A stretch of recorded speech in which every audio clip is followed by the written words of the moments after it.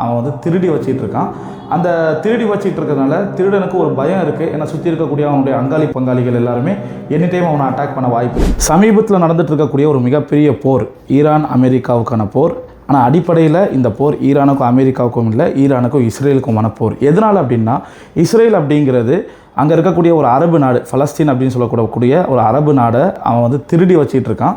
அந்த திருடி வச்சிட்டு இருக்கிறதுனால திருடனுக்கு ஒரு பயம் இருக்குது. ஏன்னா சுற்றி இருக்கக்கூடிய அவனுடைய அங்காளி பங்காளிகள் எல்லாருமே எனி டைம் அவனை அட்டாக் பண்ண வாய்ப்பு இருக்குது அப்படிங்கிறாங்க. இதுக்கு முன்னாடியே ஒரு வாட்டி அட்டாக் பண்ணியிருக்கானுங்க எல்லா அரபு நாடுகளும் சேர்ந்து இஸ்ரேலில்.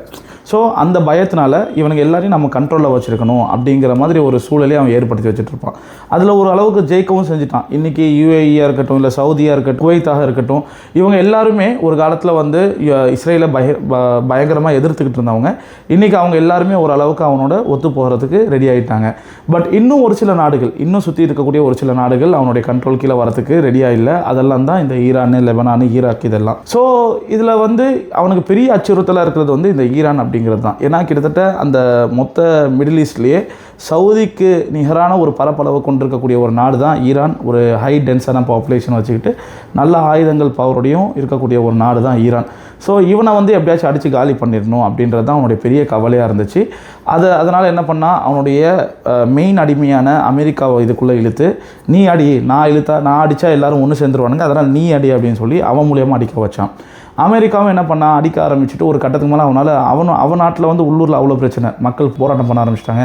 நீ எனக்காக ஆட்சி நடத்துகிற, எதுக்குடா இஸ்ரேலுக்காக ஆட்சி நடக்கிறேன்னு மக்கள் குரல் எழ ஆரம்பிக்கவும் அவன் என்ன பண்ணிட்டான், ட்வீட் போட ஆரம்பிச்சிட்டான். 2 நாள் டைம் தர நிறுத்திட்டு போகிற, 5 நாள் டைம் தர நிறுத்திட்டு போகிற, 10 நாள் டைம் தரேன், கடைசியில் எப்படி நிறுத்தி போடா அப்படின்ற மாதிரி காலில் உழுந்து கெஞ்சாத குறையும் அவன் கெஞ்சி கடைசியில் அந்த போர் நேற்று தினம் ஒரு டெம்பரரி சீஸ்ஃபயருக்கு வந்திருக்கு. இதில் நம்ம இன்னொரு சுவாரஸ்யமான விஷயம் என்ன அப்படின்னா, அந்த ஈரான் கொடுத்த பதில், அந்த ட்வீட்டில் வந்து ஒரு ட்வீட் ஈரான் கொடுத்த பதில் ஒரு பெரிய ஃபன்னி வேயாக தான் அது போயிட்டு இருந்துச்சு. அவன் எந்த அளவுக்குன்னா, ஒரு கட்டத்தில் வந்து ஸ்ட்ரைட்டை திறந்து விட்றா அப்படின்னு டென்ஷன் ஆகி ட்ரம்ப் போட்டதுக்கு வந்து இவனுக்கு பதில் கலாய்க்கிறானுங்க. Sorry we lost the keys, நாங்கள் சாவியை தொலைச்சிட்டோம் அப்படின்னு கலாய்ச்சி போடுறானுங்க.